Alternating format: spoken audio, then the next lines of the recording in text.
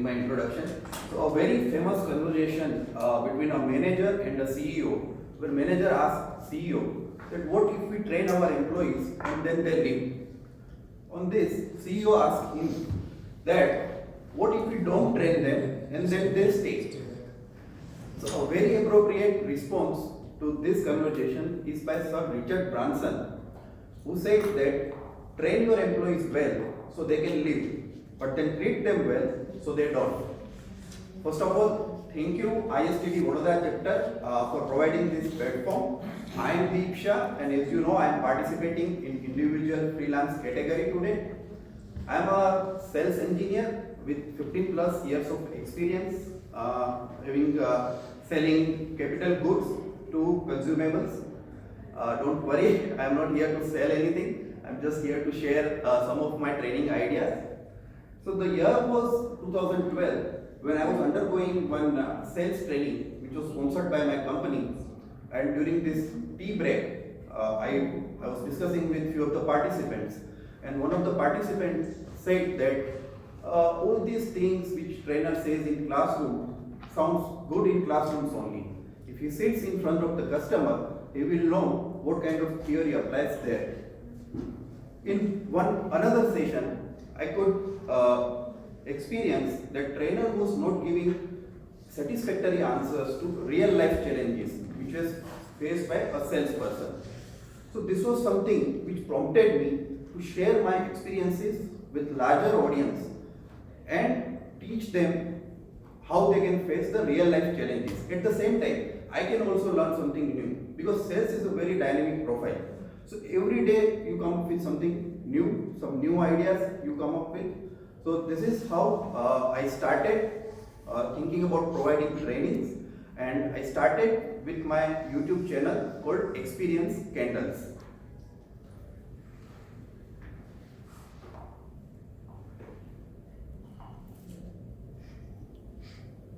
So this is one of my favorite books by Mr. Simon Sinek. He says, start with why.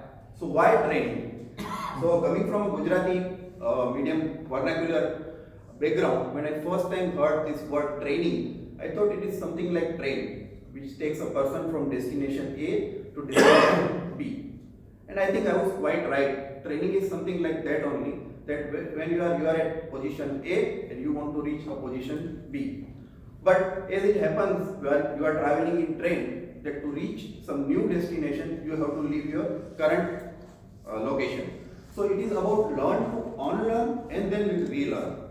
So whenever you are undergoing any training, it is first that you should be open to learn new things. So you have to first unlearn what is your current mindset is, and then you have to learn new things and then practice that thing so you can get the desired result. So typically how trainings are imparted. So as you can see, it is more about theory and concepts. So now it is a time of distance learning, that many of the people are joining Byju's, they are conducting their MBAs from distance learning, and they learn through some theory and concepts. There are some students who undergo this case study when they are conducting some regular training programs. So they go through this case study, and there is a role play also. So in majority of the corporate training, you see that they are playing some roles. So one is customer, one is a salesperson, or something like that. One is CEO, like that. So that gives you an idea, like okay, so what exactly happens in a real life situation. So it is like a simulation. But we put very less emphasis on experience sharing. So this is where I thought we can make some innovation, and it is about how about sharing our experiences. So as I am carrying more than 15 years of experience, I am sharing my experiences about what happens in real life. Suppose you are making a cold call, you are meeting customer for the first time. There are objections from the customers on that. So what exactly happened? How I experience the thing, from there I start. Then we do certain role play also, where there is a customer and I am being a salesperson, or I am a customer and there is a salesperson. Then we come across some case study also, like what has happened in such a scenario where there was a price objection and how a particular salesperson, in my case, myself only, handled the situation, and then we try to correlate with theory and concept. Because whatever management books are written, that those are written with lots of research and analysis. So definitely we should try to correlate that with real life experiences. So why experience-based learning is effective? So first thing is storytelling. So as a child, all of us know that, whenever we hear or we read somewhere that once upon a time, so it creates a curiosity. You might not be remembering your marks when you were in standard 5th, standard 7th, but you must be remembering the story, you must be remembering the experience you had with your friends, your classmates, your colleagues, etc. So first thing is storytelling, which that gives an impression. Whenever you try to teach something, if it is through storytelling, it gives long time effectivity to the person. Second is authenticity. So when I am sharing my experiences, I am giving authenticity to the subject, because it is not something that is happening or not happening. That is already something which I have already experienced. So it gives authenticity to the what I am teaching. Third is word of mouth. So all of us know that how much advertisement sector has grown, but still we believe on word of mouth. So even to buy a small mobile, we will ask someone that, okay, how is it, how the performance is. So when it is a word of mouth that, okay, I have done particular thing in this scenario, so it gives more trust to the to the trainee that, okay, these things can work in real life also. And it is smart work.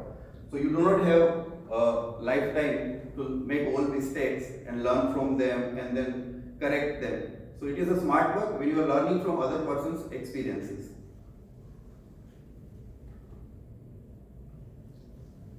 So this is how I approach. So first thing is developing curiosity. So as Shalini ma'am rightly said that it is all about developing curiosity in your trainees. So first they should be curious enough to know that, okay, something new is coming up. So they must be ready to unlearn the things to learn something new. Ask questions. So in my videos, as of now, I am imparting trainings online as well as offline. So we ask questions. So have you ever come across such type of situation? Have you ever come across such type of challenges? So asking questions brings attention from the trainee, from the audience. Third is gathering experience. So I share my experience, what exactly happened in particular scenario. Fourth is document learning. So normally I share 2 to 3 learnings which I learned from that interaction with customers or other stakeholders. And fifth is learning by sharing. So normally we have a mindset that trainer knows everything, but it is not like that. Trainers also learn new things every day. So we believe in learning by sharing. So our online platforms where we share our videos, we try to invite others' opinions also, if we can inculcate some of the best practices in our professional career. So these are some of the platforms where we deliver our online sessions. So we every Saturday 8 p.m. We release our videos on my YouTube channel, that is Experience Candles. And I know basically my target audience is students and early age professionals. So they are very much active on LinkedIn also. So I share a sales diary on every Thursday where I share my observations related to sales. And obviously WhatsApp University, everyone know, I think people know it negatively, but yes, I do use this WhatsApp because some of the people are not comfortable asking on public platforms like YouTube.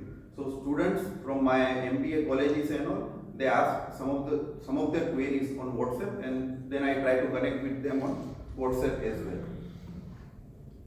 I understand that online is something is very challenging, at the same time very crowded. So sometimes it is not possible to reach to the audience. At the same time, it is very challenging for audience to select the right channel.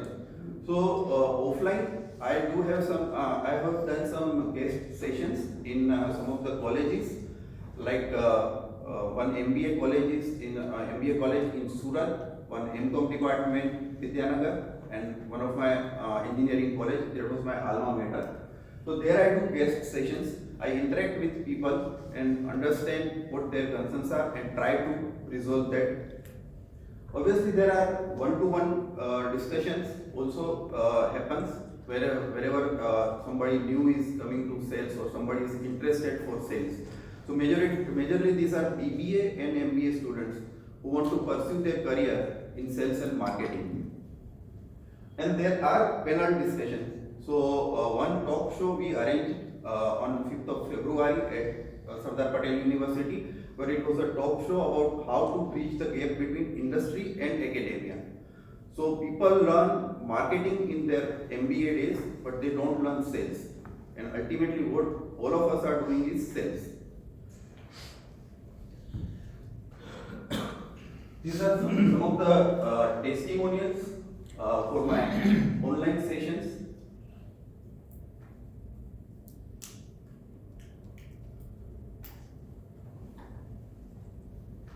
You will see majority of comments are from YouTube and LinkedIn platforms. And these are some of the offline sessions. So this was Luthra Institute of Management, where I delivered lecture on B2B sales. So basically the topic was B2B marketing, but as I said, in real life it is more about sales and then marketing. So I delivered lecture on B2B sales. So normally in MBA colleges they learn about FMCG sales, banking, products sales, but there are no particular courses for industrial products sales. So B2B sales I delivered lecture. In Sardar Patel University MCom department, I delivered lecture on how sales functions inside the entire organization. So it was more focused on entrepreneurship, like how sales drives the entire organization. The topic was that. And third is image. I have not got the certificate for this. This was my alma mater engineering college in Bharuch, where I delivered lecture on career options as a salesperson for engineers. So this was something my offline